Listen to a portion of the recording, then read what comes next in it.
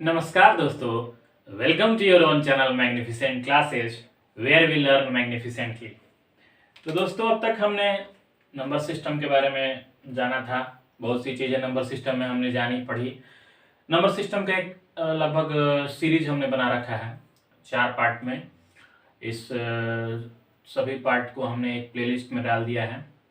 वहाँ पे आप जाएंगे, आपको आसानी से वो नंबर सिस्टम, अगर अभी तक आपने नहीं देखा है तो देख लीजिएगा वीडियो। इसके बाद हम लोग दोस्तों चर्चा करेंगे नंबर सिस्टम के बाद एक और जानदार शानदार टॉपिक जो सीटेट में बहुत बार आ चुका है। वो टॉपिक है जियोमेट्री से। जियोमेट्री से है, जी हाँ, जियोमेट्री। हिंदी में इसे हम ज्यामिति के नाम से जानते हैं, ज्यामिति।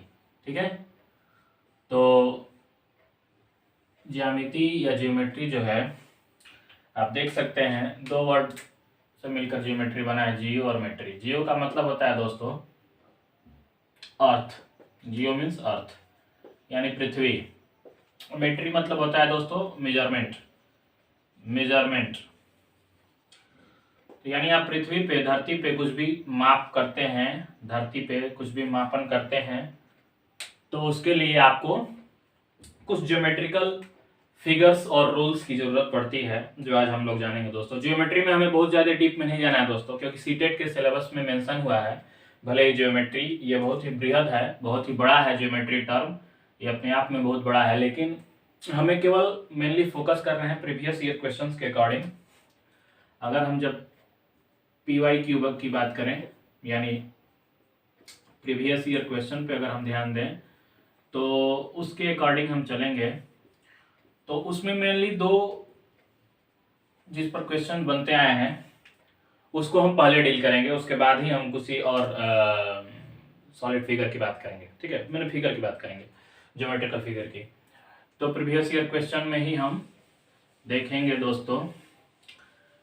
आ चुकी है टॉपिक मेनली ज्योमेट्री से, आप सभी परिचित भी होंगे शायद।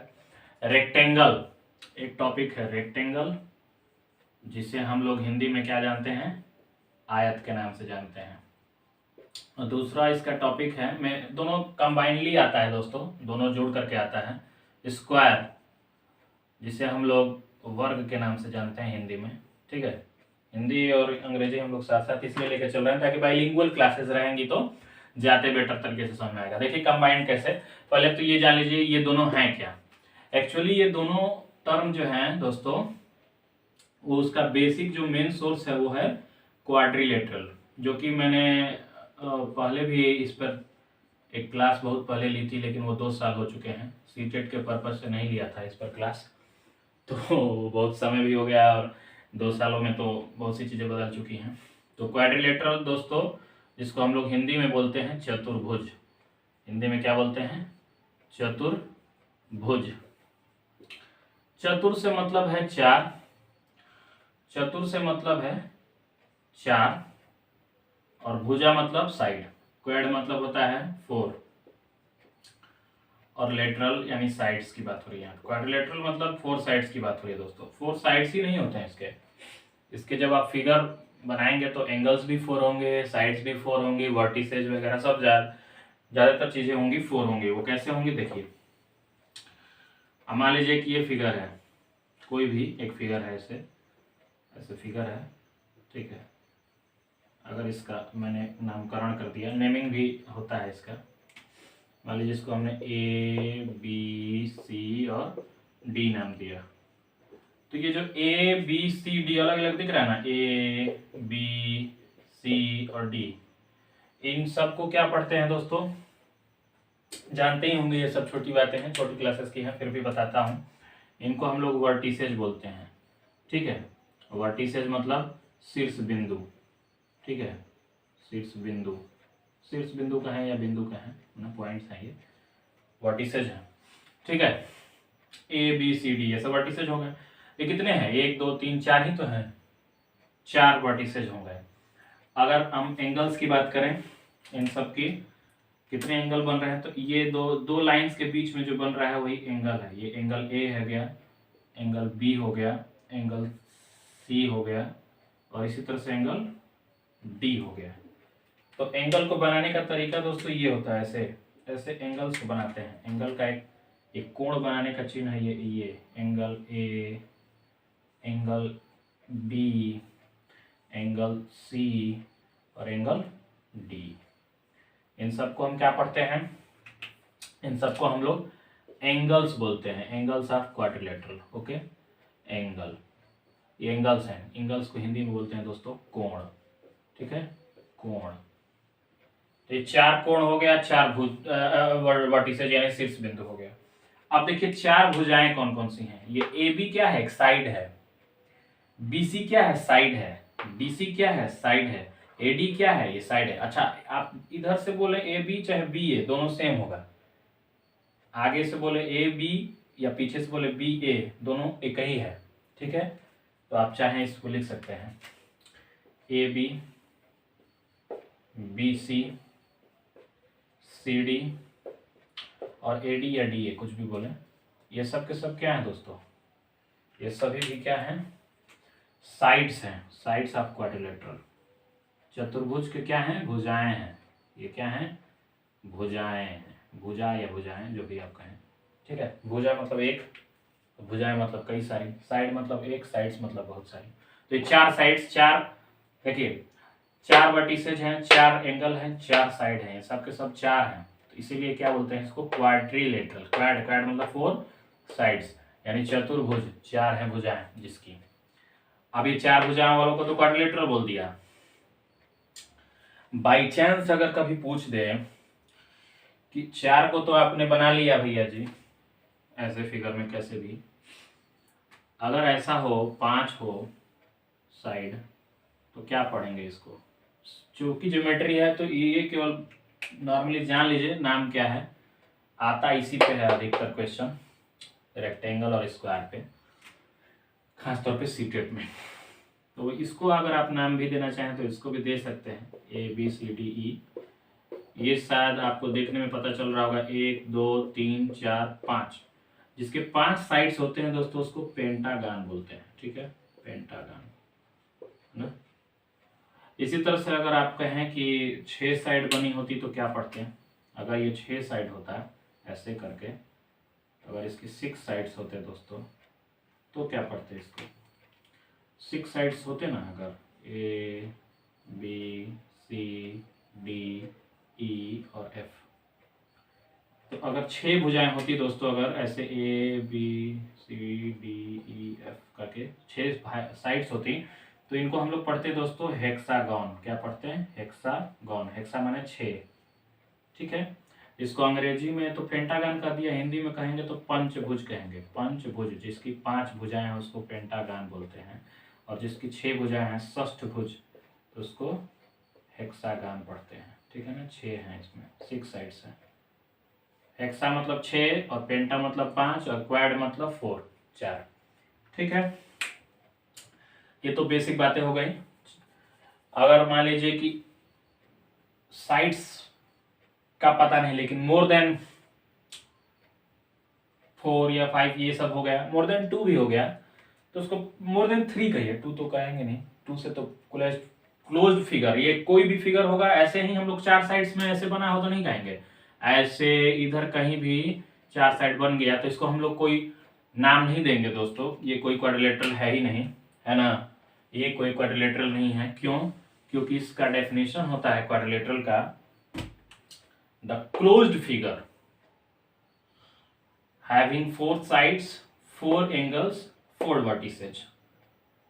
क्लोज फिगर है ये घिरा हुआ है, चारों ओर से बंद आकृति है दोस्तों। इसका अगर परिभाषा तो पूछता नहीं है, लेकिन अगर आपको लिखना है तो ऐसे लिख सकते हैं कि the closed figure bounded by 4 sides 4 angles and 4 vertices are known as quadrilateral. और हिंदी में अगर बोले तो ऐसी घिरी हुई आकृति, ऐसी बंद आकृति जो 4 भुजाओं, 4 शीर्ष बिंदुओं और 4 कोणों से मिलकर के बनी हो, उसे हम चतुर्भुज कहते हैं। ठीक है दोस्त, इतना क्लियर हुआ हो जैसा मैं समझ पा रहा हूँ। तो अच्छा, 4 5 6 से बड़ी अगर कोई आकृति हो जाए, 7 की होती है तो सेप्टागन बोलते हैं, 8 की होती है ऑक्टागन बोलते हैं, अष्टभुज बोलते हैं हिंदी में। ढेर सारे हों तो उनको बस एक नाम दिया गया है, पॉलीगॉन। क्या नाम दिया गया है? पॉलीगॉन, जिसको हम लोग पढ़ते हैं हिंदी में बहुभुज। क्या पढ़ते हैं दोस्त? बहुभुज मीन्स मेनी साइड्स। पॉली का मतलब होता है मेनी, बहुत सारे, बहुत बहुत सारे हैं। पॉली मतलब many, many sides. Okay, polygon मतलब मेनी साइड्स जो बाउंडेड हैं, ठीक है, उनको पॉलीगॉन पढ़ते हैं दोस्त। मैं समझ पा रहा हूँ ये सारी चीज़ें क्लियर हुई होंगी, और जब क्लियर हो चुकी हैं तो इसको हम अब रिमूव करके आगे बढ़ते हैं। बेसिक बेसिक बातें हमें बतानी थी। अब हम क्वेश्चन पे आएंगे। इससे पहले कि क्वेश्चन पे आए, कुछ रेक्टेंगल और स्क्वायर के बारे में जानेंगे। क्वाड्रिलेटरल का ही एक भाग है रेक्टेंगल चाहे स्क्वायर। रेक्टेंगल और स्क्वायर दोनों ही क्या है? क्वाड्रिलेटरल के पार्ट्स हैं। और ये क्वाड्रिलेटरल में भी किस चीज़ के पार्ट हैं? तो ये स्पेशली रेक्टेंगल और स्क्वायर क्या हैं?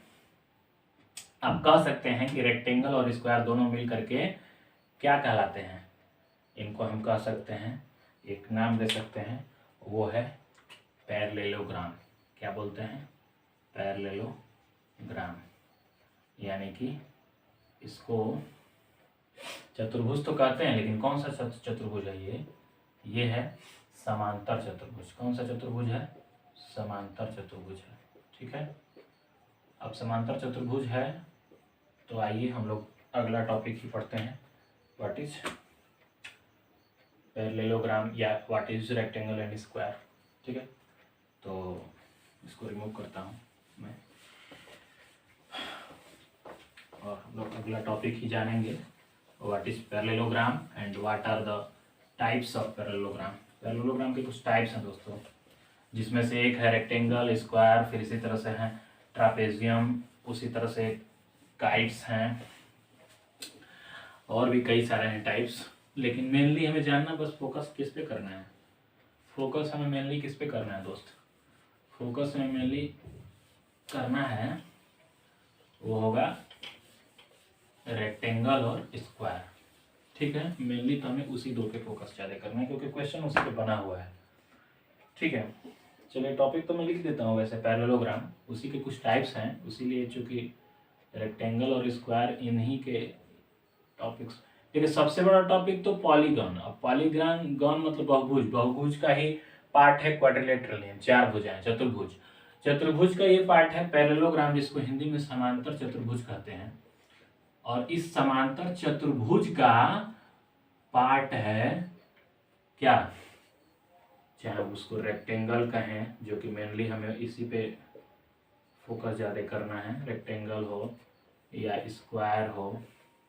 इसके अलावा भी हैं कुछ, जैसे कि स्क्वायर हो गया, रेक्टेंगल हो गया, ट्रापेजियम होता है एक, जिसको समचतुर्भुज कहते हैं। एक होता है काइट, काइट मैंने पतंग, पतंग जैसा ही होता भी है ये, ठीक है। रोम्बस होता है, ठीक है, रोम्बस। हमें इन सब पे तो फोकस करना ही नहीं है, क्योंकि नाम बता दिया ताकि जानते हैं टाइप्स कौन कौन से होते हैं इसके। हमें मेनली फोकस इसी दोनों पे करना है, बस ये रेक्टेंगल और स्क्वायर, क्योंकि इसी पे क्वेश्चन बनते हैं। तो आइए चलिए पहले रेक्टेंगल के ही कुछ कैरेक्टर्स जान लेते हैं। पहले तो पैरेललोग्राम देखिए, कोई भी पैरेललोग्राम ऐसे जो बना है, ठीक है, पैरेललोग्राम ही देख लीजिए पहले। पैरेललोग्राम नाम से ही क्लियर हो रहा है कि समांतर चतुर्भुज है। तो समांतर चतुर्भुज कब बना होगा? जब दो लाइन आपस में समांतर होंगी तब तो उससे एक बात क्लियर हो रही होगी कि दो लाइंस हैं आपस में, समांतर है। समांतर माने समान दूरी पर है एक दूसरे की। हमेशा पैरेलल लाइंस है ना, वो चाहे कहीं भी उनका डिस्टेंस बढ़ाते चले जाइए, या आप यहाँ से कहीं भी बढ़ते चले जाइए, इधर या इधर साइड में, ये हमेशा बराबर दूरी पे होती है। ये आपस में हमेशा बराबर दूरी पे होती है। अभी इसको मैं दिखाता हूँ पैरेलल लाइंस कैसे आपस में, आपको मैंने, आप कहीं भी इसको बढ़ाते चले जाइए, इधर आगे तक बढ़ाइए इसको, कहीं भी आगे बढ़ाते चले जाइए इसको। ये हर बार जो दूरी होगी ना, डिस्टेंस आपस में दोनों लाइन के बीच की डिस्टेंस, ये जो दूरी है आपस में, इसको आप हाइट कहिए, जो भी कहिए, ये आपस में हमेशा एक समान होगी, बराबर होगी। मतलब अगर ये 5 मीटर है तो ये भी 5 ही होगा, ये भी 5 ही होगा, ये भी 5 ही होगा। ये सब 5 होंगे जहाँ जहाँ भी इसकी दूरी होगी, यानी कि अगर ये h है तो ये सब h होंगे, हाइट ऊंचाई। कहने का मतलब दो लाइन आपस में पैरेलल कब होती हैं, समांतर कब होती हैं, जब उनके बीच में कभी भी दूरी एक समान हो और कहीं पे भी ये आपस में जुड़ेंगे नहीं एक दूसरे को। अगर आपसे कहा जाए, पूछा जाए कि बताइए, आपसे क्वेश्चन कर लिया जाए कि ये दो लाइन्स हैं, ऐसे एक लाइन गई है और एक ऐसे लाइन गई है, मान लीजिए लाइन का नाम दे दिया L और इसको नाम दे दिया M, तो क्या L और M आपस में समांतर रेखा है? पूछ दिया कि M पैरेलल टू L, ये पैरेलल का चिन्ह है, समांतर का चिन्ह है, तो क्या ये पैरेलल होगा? नहीं होगा, नहीं होगा। क्यों नहीं होगा? क्योंकि ये कहीं ना कहीं आपस में जुड़ जाएंगे दोस्तों, एक दूसरे से मिल जाएंगी, ये कहीं ना कहीं आकर के आपस में टकरा जाएंगे। जब ये आपस में कट कर देती हैं, उस बिंदु को हम लोग इंटरसेक्टिंग पॉइंट बोलते हैं दोस्तों। कौन सा पॉइंट बोलते हैं? इंटरसेक्टिंग, काटना है ना, इसको कट कर रहा है ना, तो इंटरसेक्टिंग पॉइंट। इसको हिंदी में अगर कहें एकदम शुद्ध हिंदी तो प्रतिच्छेदन बिंदु कहते हैं। कौन सा बिंदु कहते हैं दोस्त? प्रतिच्छेदन। प्रतिच्छेद मतलब काटना, एक दूसरे को कट करना, एक दूसरे को क्रॉस करना, ऐसे कट कर दिया, क्रॉस कर दिया, जहां पे कौन सा पॉइंट हो गया? इंटरसेक्टिंग, यानी प्रतिच्छेदन बिंदु हो गया। तो ये सारी चीजें, प्रतिच्छेदन बिंदु क्या है, या फिर पैरेलल लाइंस एक दूसरे के हमेशा बराबर, मतलब एक दूसरे से हमेशा समान दूरी पर चलती हैं, एक दूसरे से एकदम समान दूरी पर होती हैं कहीं पे भी, यानी एक दूसरे कहीं मिलेंगे नहीं, मिलेंगी तो वो पैरेलल लाइन नहीं कहलाएगी, वो समांतर रेखा नहीं कहलाएगी। ठीक है, समांतर रेखा का ये चिन्ह है दोस्त, अगर कहीं पे दिखाना है तो ये समांतर रेखा का चिन्ह है। ऐसे आप दिखाएंगे तो आप समझ जाएंगे ये चिन्ह है किसका? समांतर रेखा यानी पैरेलल लाइंस का। ठीक है, समांतर रेखा यानी पैरेलल लाइंस। ओके, तो पैरेलल लाइंस का मतलब ये समांतर रेखा से है। हिंदी इंग्लिश दोनों साथ में चल रहे हैं दोस्त, तो इसको मिटाता हूँ मैं। आप समझ चुके होंगे पैरेलल लाइंस क्या होती हैं। चलिए आपको बताते हैं पैरेललोग्राम की कुछ कैरेक्टर्स। पहले तो पैरेलल लाइन समझ लिया ना, पैरेलल लाइंस पे कुछ एंगल्स बनते हैं दोस्त। ठीक है, पैरेलल लाइंस के कुछ एंगल्स बनते हैं। मान लीजिए हम यहीं पे दिखा दे रहे हैं आपसे, पैरेलल लाइंस के कुछ एंगल्स होते हैं। जैसे मान लीजिए ये दो लाइन आपस में पैरेलल है ना, अगर कोई लाइन है, अगर ये ए बी, ये लाइन नहीं, लाइन सेगमेंट है, रेखाखंड है ए बी और सी डी। ठीक है, जब भी दो पॉइंट्स आपस में जब उसके क्लोज कर दिए जाते हैं, उस लाइन को बांध दिए जाते हैं, तो वो सेगमेंट में आ जाता है, लाइन सेगमेंट यानी रेखाखंड कहलाता है। तो वो सब जानना नहीं है यहाँ पे, हमें जानना मेनली है लाइंस पैरेलल होती हैं तो क्या होता है। जब ये लाइंस पैरेलल होती हैं आपस में, तो जो लाइन कट करती है इनको, ये जो रेड वाली लाइन दिख रही है दोस्त, ये लाल वाली, इसको अगर नाम देना हो, मतलब ऐसे तो इसको नाम कोई भी दे सकते हैं, मान लीजिए एल कर दिया, लेकिन इसको कहते क्या है, तो इसको बोलते हैं दोस्त ट्रांसवर्सल। ट्रांसवर्सल, इसको हिंदी में तो, इंग्लिश में तो ट्रांसवर्सल बोल सकते हैं, इंग्लिश अंग्रेजी में तो बोलना है तो प्रतिच्छेदी रेखा भी बोल सकते हैं। देखिए हम कहेंगे कि प्रतिच्छेदन बिंदु तो आप इंटरसेक्टिंग लाइन पॉइंट बोल रहे हैं, यहाँ पे लाइन को ट्रांसवर्सल बोल रहे हैं, इंटरसेक्टिंग लाइन भी बोल सकते हैं इसको, लेकिन ट्रांसवर्सल बोलते हैं इसको, नाम है इसका। ट्रांसवर्सल करता क्या है दोस्त, ये जो कोण बनेगा ना यहाँ से इस लाइन के बीच में, ए बी के बीच में और इस ट्रांसवर्सल एल के बीच में, और ये जो कोण बनेगा आपस में सी डी वाले लाइन और इस लाइन एल के बीच में, ये आपस में बराबर होती हैं। अभी ये मत पूछिएगा कैसे बराबर होती हैं, इसको नाप तोल करके ही बताया गया होगा, इसको प्रूफ करके, क्योंकि मैथ में कोई भी चीज़ रिलायबल होती है दोस्त। मैं हमेशा से कहता रहता हूँ कि मैथ में चीज़ें विश्वसनीय होती हैं, ये कोई पेड़ाबाजी नहीं कि इन्होंने वैगोस्की साहब ने ये अपना थ्योरम दिया है और पियाजे ने ये कहा है, ऐसा नहीं होता है। इसमें ये है कि इसको रिलायबिलिटी के साथ ऑथेंटिक बातें होती हैं, इसमें एंगल बराबर होता ही है। अगर इस एंगल को हमने कोई भी नाम दे दिया, मान लीजिए एंगल A1 है और ये एंगल 2 है, तो ये हमेशा एंगल 1 जो होगा वो एंगल 2 के बराबर होगा। अभी इसको बताते हैं कि क्यों बराबर होगा और इसको क्या नाम देंगे। ठीक है, पहले समझिए, ये आपस में बराबर होंगे ना, और इसी तरह से अगर लाइन, इसी को थोड़ा सा उस पर बता सकता था सेम फिगर पे, लेकिन मैं चाहता हूँ थोड़ा सा पार्ट वाइज हम लोग दिखते हुए चले, क्यों क्या हो रहा है, कैसे हो रहा है। अगर वही लाइन हमने ऐसे ही एल को ले लिया, ट्रांसवर्सल है ये तो समझ में आ गया। अच्छा, वो एंगल लिया तो इधर का एंगल ले लीजिए एक बार, ये वाला एंगल जो होगा, मान लीजिए इसको हमने एंगल 1 को इस बार हमने 3 बोला, और ये एंगल हमने जो लिया, मान लीजिए ड्रॉ ऐसे करके ये 4, 3 4 भी आपस में बराबर होंगे दोस्त, एंगल 3 भी जो होगा, एंगल 3 भी जो होगा वो एंगल 4 के बराबर होगा, माने कोण 3 भी कोण 4 के बराबर होगा। क्यों बराबर होगा? ये दोनों ही कोण आपस में इसलिए बराबर है क्योंकि इनको नाम दिया गया है alternate interior angles are equal. हमेशा से ही जो इनको एकांतर कोण बोलते हैं दोस्त, एकांतर कोण जो है, एकांतर कोण आपस में बराबर होते हैं, ठीक है, बराबर होते हैं। अच्छा, इंटीरियर है तो आंतरिक एकांतर कोण है, ये आंतरिक है, अंतः कह सकते हैं, अंतः एकांतर कोण। अंतः क्यों? ये अंदर है, एक बाहर भी बन सकता है। कैसे बन सकता है? ये मान लीजिए फिगर है, ऐसे क्या है लाइन, ऐसे इसको आपने ए बी कहा, इसको आपने सी डी कहा, ट्रांसवर्सल एल है। अब इस पे मान लीजिए यहाँ कोण बन रहा होता और एक कोण वहाँ बन गया बाहर साइड में, और एक साइड में ऐसे इसका कोण मान लीजिए एक बाहर यहाँ है, तो जैसे वो अंदर अंदर बन रहा था वो बाहर बाहर बन रहा है, कोण लाइन के बाहर है, वो लाइन के उस बाहर है।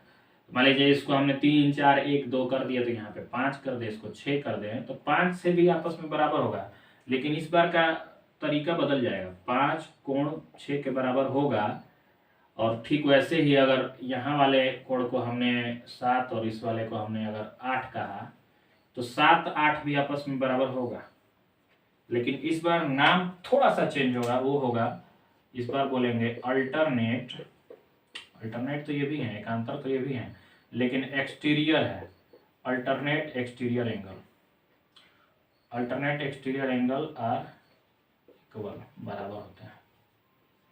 मतलब कि हिंदी में कहें तो बाह्य एकांतर कोण बाह्य जो होते हैं बराबर होते हैं, ठीक है। तो बाह्य जो होंगे वो एकांतर कोण चाहे बाहर हो चाहे अंदर हो, दोनों साइड में बराबर होते हैं। दोस्त इसको अब तक स्क्रीनशॉट नहीं लिया है तो ले लीजिए, अन्यथा मैं इसे मिटाने वाला हूँ। नोट भी कर सकते हैं, क्योंकि मैथमेटिक्स है तो स्क्रीनशॉट के बजाय आप नोट डाउन करें तो ज़्यादा बेटर होगा, साथ साथ चलें, ठीक है। अब तक आपने दोस्त अल्टरनेट इंटीरियर एंगल क्या होता है, अल्टरनेट एक्सटीरियर एंगल क्या होता है, पैरेलल लाइंस क्या होती हैं, पैरेललोग्राम क्या होता है, पैरेलल लाइंस में कैसे डिस्टेंस मापते हैं, पैरेलल लाइंस में ट्रांसवर्सल कैसे कट करती है, कहाँ पे कट करती है, इंटरसेक्टिंग पॉइंट क्या होता है, प्रतिच्छेदन बिंदु, ये सब आपने जाना। अब जो है पैरेलल लाइंस में ही कुछ और भी तरीके हैं, मतलब कि पैरेलल लाइंस के कुछ और भी एंगल्स बनते हैं, कोण बनते हैं। जैसे मान लीजिए ये ए बी था और ये सी डी था, ठीक है, ट्रांसवर्सल ऐसे ही कट किया, इसको हमेशा ट्रांसवर्सल नाम देते हैं अंग्रेजी में, और हिंदी में प्रतिच्छेदन रेखा। मान लीजिए कि वो तो अल्टरनेट वाला काम हो गया, अब एक और एंगल का नाम लेते हैं। एक और एंगल कौन सा होगा? जैसे अगर हम इस कोण को लेते हैं, बाहर वाले को,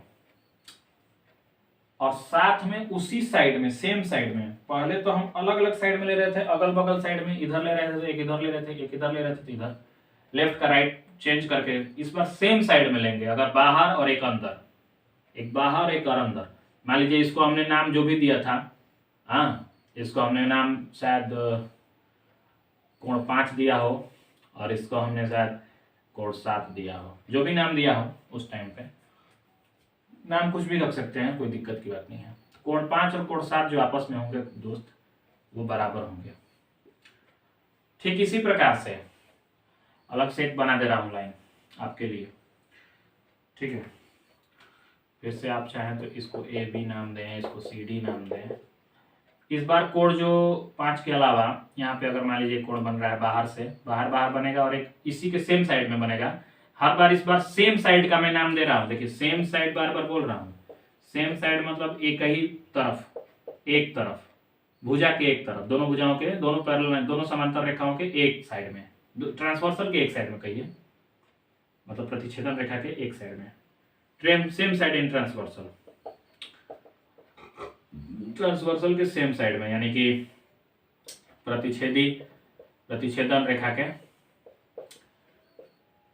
एक ही भाग की तरफ, ठीक है ना, तब जाकर के आप कहेंगे सेम साइड में। सेम साइड में देखिए कैसे, मान लीजिए इसका नाम दिया हमने कोण 4 था ना, और ये मान लीजिए कोण 6 था, ठीक। तो 4 और 6 भी आपस में कोण बराबर होंगे। कैसे बराबर होंगे, तो इसका नाम दिया जाता है दोस्त, कोई और नहीं, इसको नाम दिया जाता है corresponding angle. Corresponding angles are equal, ठीक है। करस्पॉन्डिंग एंगल इसको नाम दीजिए। हिंदी में इसको एग्जैक्ट अभी याद नहीं आ रहा है, अगर आपको पता हो तो कमेंट में बता दीजिएगा, वरना मैं इसको पिन कर दूंगा इस कमेंट बॉक्स में, इस करस्पॉन्डिंग एंगल का हिंदी टाइटल, ठीक है। और बस ये समझिए करस्पॉन्डिंग एंगल होता क्या है। क्या होता है, जो एक बाहर साइड में दिया और दूसरा अंदर साइड में है, लेकिन सेम साइड में दोनों ही है, देख रहे हैं ना, चाहे इधर से लेफ्ट साइड में सेम साइड देखिए या राइट साइड में सेम साइड देखिए, है तो दोनों same side of transversal. Transversal इसी को बोलते हैं ना, दिस इज द ट्रांसवर्सल ना, इसको प्रतिच्छेदन रेखा या ट्रांसवर्सल बोलते हैं, ठीक।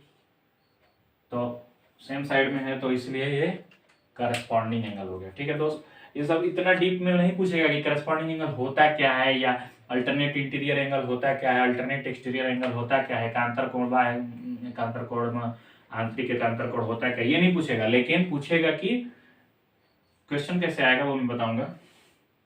चलिए पहले यहाँ तक हम लोग मिटा देते हैं, समझ चुके हैं। मेनली हम लोग को जहाँ पहुँचना है दोस्त, वहाँ पहुँचने के लिए हमने थोड़ा सा टाइम लिया आपसे, लेकिन अब जब आप बेसिक कॉन्सेप्ट के साथ पहुँचेंगे वहाँ पे आपको मज़ा आएगा। मज़ा आ रहा होगा, नहीं आ रहा होगा तो अब आएगा, क्योंकि क्वेश्चन अब बनेंगे। एक्चुअली रेक्टेंगल या पैरेललोग्राम जो भी फॉर्म होता है फिगर, उसमें आप देखते होंगे, आप रेक्टेंगल जब भी बोलते हैं आयत, तो आयत की कुछ प्रॉपर्टी होती है दोस्त। रेक्टेंगल जो होता है उसकी कुछ प्रॉपर्टी होती है। तो रेक्टेंगल क्या होता है, रेक्टेंगल जो होता है वो दोनों साइड आपस में आमने सामने वाले बराबर होते हैं। तो चाहे ए बी कहें या चाहे ए डी और बी सी कहें, यानी ए बी बराबर होगा सी डी के, और इसी तरह से ए डी बराबर होगा बी सी के, ठीक है। ये बी सी है साइड वाला, और कोई वाला नहीं है, ठीक है ना, इसको और अन्यथा में नहीं लेना है, गाली गलौज नहीं है। तो ए बी बराबर होगा सी डी के और ए डी बराबर होगा बी सी के। ये क्या होता है, दोनों भुजाएं आपस में बराबर होती हैं, ये नियम है, रूल है ये, ठीक है, ये रूल है आयत के लिए। और भी कुछ नियम है इसके, एंगल्स आपस में बराबर भी होते हैं, और सब के सब कितने बराबर होते हैं, 90-90 डिग्री के होते हैं, ठीक है, 90 अंश के कोण होते हैं सब के सब। तो जितने भी कोण बन रहे हैं सब के सब 90 हैं, तो जाहिर सी बात है कि सब जब 90 हैं तो बराबर ही होंगे, यानी एंगल ए बराबर एंगल बी बराबर एंगल सी बराबर एंगल डी, और ये सब कितने हैं, इच 90 डिग्री, इच 90 डिग्री, मतलब सब के सब 90 डिग्री के बराबर है। प्रत्येक कितना है, 90 डिग्री है, चाहे ए कहिए बी कहिए सी कहिए डी कहिए, सब के सब आपस में बराबर भी होंगे और 90 अंश के होंगे, ठीक है। ये तो रेक्टेंगल की हुई बात। अच्छा, एक स्क्वायर की भी बात कर लेते हैं साथ ही साथ। कोई अलग है नहीं, फिगर में भी थोड़ा सा अंतर आता है, इसीलिए एक साथ लेके चल रहे हैं, और वो एक साथ पूछता भी है। स्क्वायर और रेक्टेंगल पे ही क्वेश्चन आया हुआ है सीटेट 2020 में, 2020 में, जो जनवरी 2021 में हुआ था पेपर, लेकिन फार्म तो फिलअप करा लिया गया था 20 में ही। तो A B C D E A B C D, ठीक है। अब ये जो स्क्वायर है ना, स्क्वायर में भी सेम साइड होता है, लेकिन ये सब के सब बराबर होते हैं आपस में। ऐसा नहीं है कि ए बी और सी डी बराबर है, ए डी और बी सी बराबर, नहीं, सभी आपस में बराबर है, यानी ए बी बराबर होगा बी सी के, सी डी के और डी ए के, सब के आपस में बराबर रहते हैं। यानी अगर ये 5 है तो ये भी 5 है, ये भी 5 है, ये भी 5 है, सब 5 है मीटर के। और एंगल्स भी इसके सेम होते हैं, ठीक। स्क्वायर भी रेक्टेंगल की तरह ही सबके सब कोण बराबर होते हैं, 90-90 डिग्री के, ठीक, प्रत्येक कोण 90 डिग्री। तो कोण ए कहिए, बी कहिए, सी कहिए, डी कहिए, सब आपस में 90 डिग्री होते हैं, ठीक है, सब बराबर होते हैं। ये हो गया रेक्टेंगल, ये हो गया स्क्वायर। दोनों का नाम लिख देते हैं, दिस इज स्क्वायर, ये वर्ग है हिंदी में कहें तो, ठीक है। अब इनके कुछ रूल हैं, जैसे एरिया ऑफ रेक्टेंगल पूछ दिया, इनकी एरिया, रेक्टेंगल की एरिया क्या होती है, तो एरिया जाहिर सी बात है कि अब अगर इसको बड़ा करके मैंने दिखाया हो, फिगर तो सेम जैसा नहीं ना दिखाया है, थोड़ा सा ये बड़ा दिख रहा है ना, लंबाई है ये और इसको चौड़ाई मान रहा हूँ, तो अगर लंबाई ए बी है ना और चौड़ाई अगर ए डी है, आपस में गुणा कर देंगे, यही आपका एरिया मिल गया। यानी कि आयत का क्षेत्रफल का सूत्र क्या मिला, आयत का क्षेत्रफल मतलब एरिया क्या मिला, आयत का क्षेत्रफल होता है दोस्त लंबाई गुणे चौड़ाई, ठीक है। यानी कि एरिया ऑफ रेक्टेंगल अगर लिखेंगे तो मिलेगा length into breadth, length into breadth, इसको अगर शॉर्ट में बोले तो एल इंटू बी, ठीक। तो ये एरिया ऑफ रेक्टेंगल हो गया। ठीक इसी तरह से एरिया ऑफ स्क्वायर भी होगा, यहीं पे बता देता हूँ, कहीं और जाने की जरूरत नहीं है। एरिया ऑफ स्क्वायर होता है, इसकी लंबाई और चौड़ाई दोनों सेम है, आप देख रहे हैं सब सेम है, तो बार बार लंबाई का गुणा कर लेंगे, 2 बार लंबाई कर लीजिए या 2 बार चौड़ाई कर लीजिए, बात तो एक ही आएगी ना, चाहे एल स्क्वायर बोले चाहे बी स्क्वायर बोले, ठीक। तो इसका मतलब ये हुआ कि 2 बार लंबाई करिए या 2 बार चौड़ाई करिए, दोनों तो सेम ही होगा, क्योंकि लंबाई चौड़ाई दोनों सेम होता है किसमें, स्क्वायर में, वर्ग में। इसलिए इसका क्षेत्रफल हो जाता है ना, एरिया हो जाता है क्या, इसका एरिया हो जाता है साइड इंटू साइड, साइड का मल्टीप्लाई साइड से, यानी वर्ग का यानी भुजा का भुजा से गुणा कर देंगे, भुजा गुणे भुजा, या यूं कहें इसको भुजा का स्क्वायर नाम ही में स्क्वायर है, वर्ग है।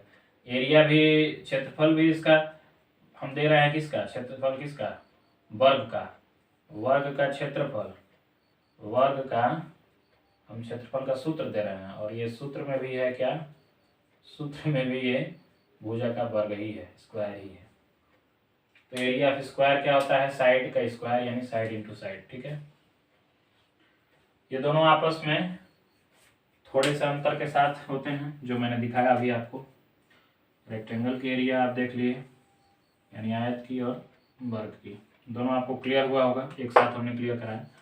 एरिया के अलावा एक और चीज होती है परिमाप, पेरीमीटर, उसे भी जान लीजिए, क्योंकि आज ही जान लेना है, ताकि क्वेश्चन जब हम इस पर करें तो आसान हो करना हमें लिए। तो इसका जो क्वेश्चन बन रहा है वो तो एरिया और पेरीमीटर दोनों पे ही बनेगा ना, इसीलिए साइड्स तो सेम होते ही हैं, रेक्टेंगल हो और चाहे मतलब सेम तो स्क्वायर में होता है पूरा पूरा। ये था रेक्टेंगल यानी कि आयत,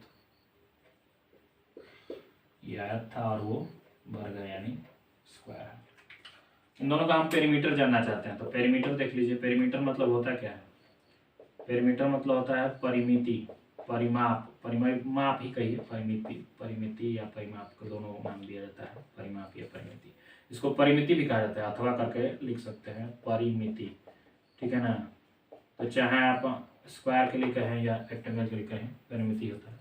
परिमिति, परिमिति मतलब क्या, सभी साइड्स को जोड़ दो तो परिमाप मिल गया, बाहर बाहर से साइड्स जोड़ दीजिए, A B plus B C plus C D plus D A, सबको जोड़ देने से परिमाप मिल जाता है। तो ए बी अगर लंबाई है और सी डी भी लंबाई है, बी सी और डी ए दोनों चौड़ाई है, तो L plus B, L plus B, 2 बार एल को जोड़ दिए 2l, 2 बार बी को जोड़ दिए 2b, 2 को कॉमन ले लिए तो 2 इंटू एल प्लस बी। यही क्या होता है पेरीमीटर ऑफ रेक्टेंगल, यही होता है 2 into length plus breadth. L मतलब लंबाई और बी मतलब चौड़ाई, लेंथ और ब्रेथ, ठीक। ठीक इसी तरह से आप इसको देखें स्क्वायर में, तो स्क्वायर का पेरीमीटर क्या होता है, पेरीमीटर ऑफ स्क्वायर, पेरीमीटर मतलब परिमिति यानी कि परिमाप, इसका परिमिति या परिमाप क्या होता है। तो जाहिर सी बात है लंबाई 2 बार हो सकती है या चौड़ाई 2 बार हो सकती है, तो 2 इंटू एल प्लस बी, आप वहां कह रहे हैं एल प्लस बी, लेकिन यहाँ तो एल एल 2 बार बोल सकते हैं ना, एल एल ल 2 बार बी भी बोल सकते थे। तो इस केस में तो आप कहेंगे कि 4 भी हो जाएगा। तो इसका मतलब ये हुआ कि चारों भुजाओं को बराबर ही रखना है। तो चाहे 4 को 4 बार एल लिखिए या 4 बार ए बी कहिए, सब बराबर ही ना है। A B plus B C plus C D plus D A. अगर हमने किसी को भी कुछ भी मान लो हमने इसको एक साइड ही है, सब साइड आपस में बराबर है, तो मान लो ये साइड है, ठीक। तो अगर 4 बार साइड साइड साइड लिखेंगे तो क्या मिलेगा, 4 साइड मिलेगा, 4 इंटू साइड, यही क्या होता है पेरीमीटर ऑफ स्क्वायर। ये 4 इंटू साइड है और ये 2 इंटू लेंथ प्लस ब्रेथ है। 4 गुणे भुजा, 4 गुणे भुजा कर देंगे, अगर भुजा में साइड में 4 बार गुणा कर देंगे तो पेरीमीटर मिल जाएगा किसका, स्क्वायर का, वर्ग का। इतना तक क्लियर हुआ होगा, ये मुझे उम्मीद है पूरी तरह से, और एहसास भी है, उम्मीद ही नहीं है एहसास भी है मुझे कि अब तक तो बेसिक चीज़ें अब बिल्कुल बिल्कुल क्लियर हो चुकी होंगी। आइए इसको मिटा करके हम लोग नेक्स्ट क्वेश्चन पे चलते हैं। सीधे क्वेश्चन पे आएंगे तो भेजा एकदम फ्राई हो जाएगा हम लोग का, अच्छे से एकदम क्लियर कट अंदाज में। यहाँ पे हमें प्रीवियस ईयर क्वेश्चन मिलेगा। ये सब के सब हम जो बातें कर रहे हैं ना, रेक्टेंगल स्क्वायर की बातें कर रहे हैं। ट्रापेजियम काइट रम्बस पे क्वेश्चन नहीं बनता है, इसीलिए हम लोग क्वेश्चन जिस पे बनता है उसी पे हम लोग फोकस्ड हैं। सोचिए कि अगर इतनी बेसिक बेसिक बातें और इतना बताने में इतना टाइम लग गया है, तो फिर रम्बस ट्रापेजियम सब कुछ पढ़ने लगे, वो भी डीप में, तो कितना टाइम लग सकता है। आइए हम लोग क्वेश्चन पे सीधे चलते हैं, जो कि बना हुआ क्वेश्चन है, पिछले साल आया हुआ है, उस पर प्रश्न बन चुका है। प्रश्न था a wire is in the form of square. Question है, प्रीवियस ईयर क्वेश्चन है, PYQ है ये, ठीक है। कब का आया हुआ है, सीटेड 2020, यानी ये बिस्किट नहीं है ये है 2020 में आया हुआ प्रश्न। इम्पोर्टेंट है, इसलिए हमने स्माइल का फिगर दिया ताकि आप खुशी खुशी इसको इम्पोर्टेंट भी समझिए और सॉल्व भी करिए। क्वेश्चन था a wire is in the form of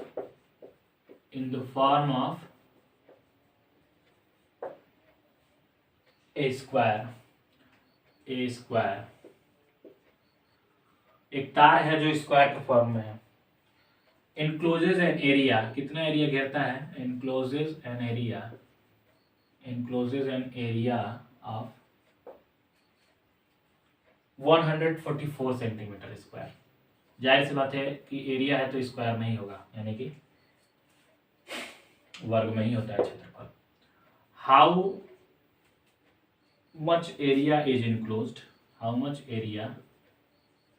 area is enclosed. Enclose मतलब मैं पहले से ही बता चुका हूं, घिरा हुआ, बाउंडेड बोल सकता है, इनक्लोज्ड बोल सकता है। If the same, how much area is enclosed if the same wire is bent, if the same wire is bent in the form of a rectangle,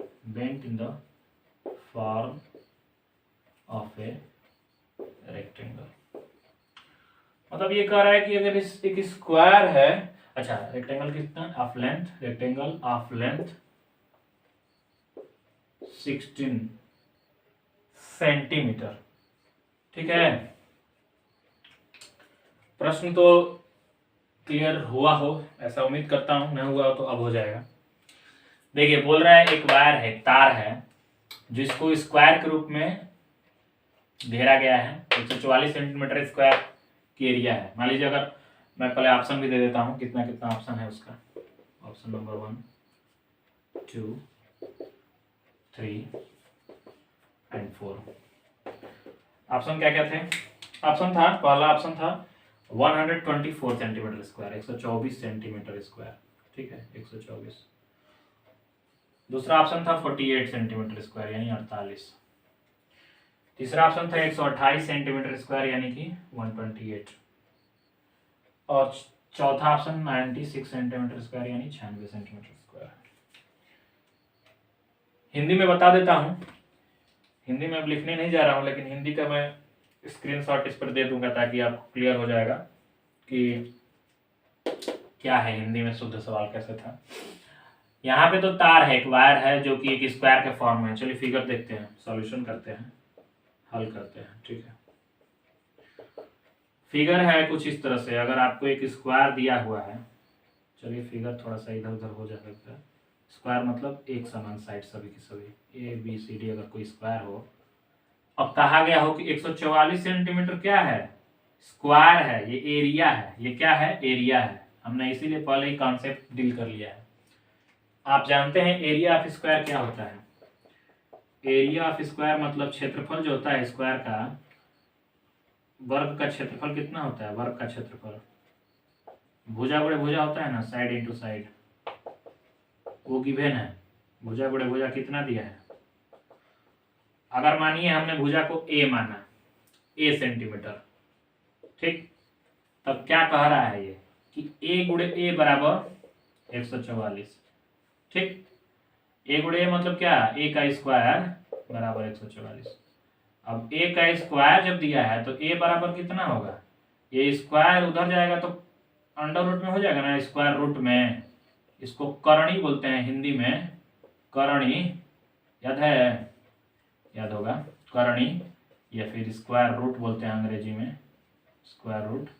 class 6 में पढ़ा होगा, उससे पहले भी पढ़ा होगा, 6 में बेहतरीन तरीके से पढ़ा होगा। ठीक है, नहीं पढ़ा तो अभी जान लीजिए ना, क्या दिक्कत है। स्क्वायर रूट निकाल रहे हैं इसका, 144 का स्क्वायर रूट याद होगा, 12 गुणे 12 दो बार करेंगे तो क्या मिलेगा, 144 मिलेगा। तो ए बराबर 12 सेंटीमीटर, साइड का कितना आ गया, 12 सेंटीमीटर आ गया साइड।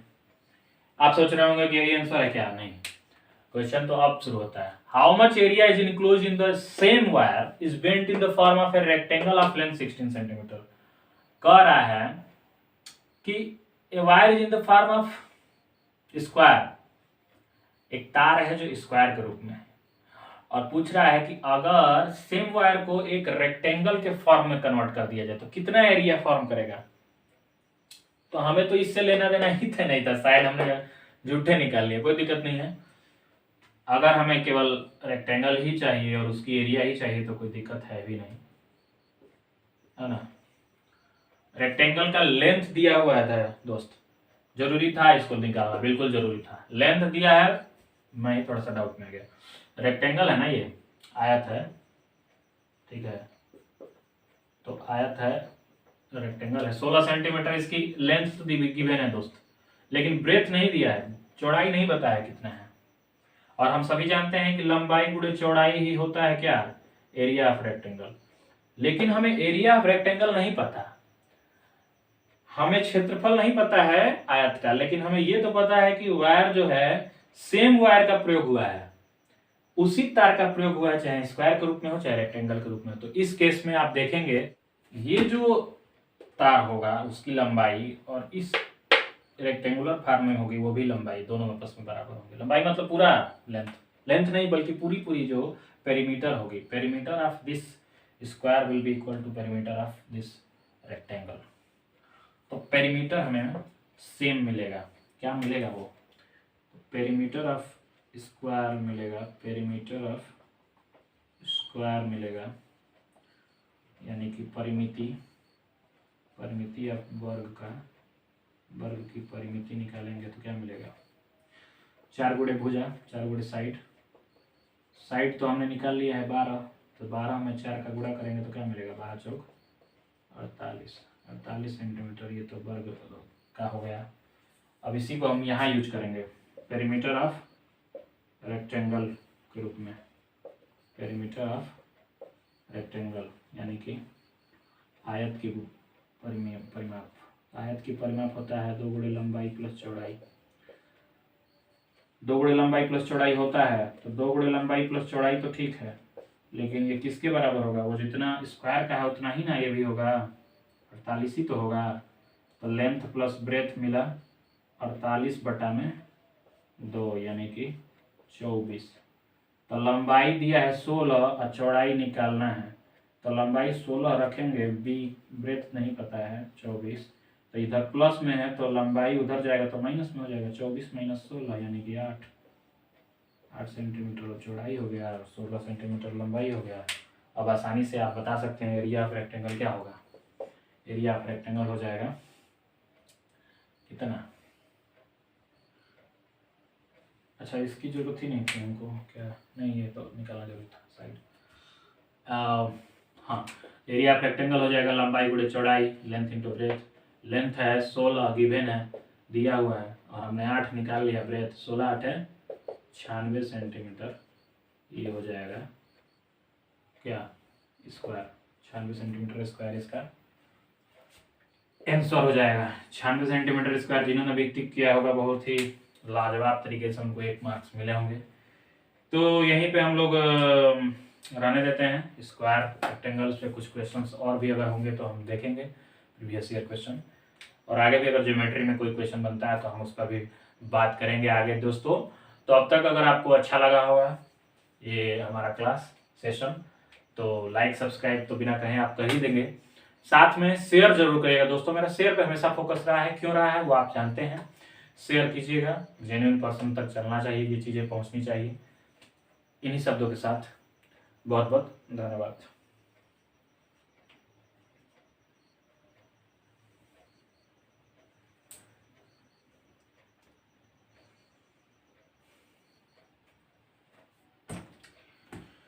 हरिओम।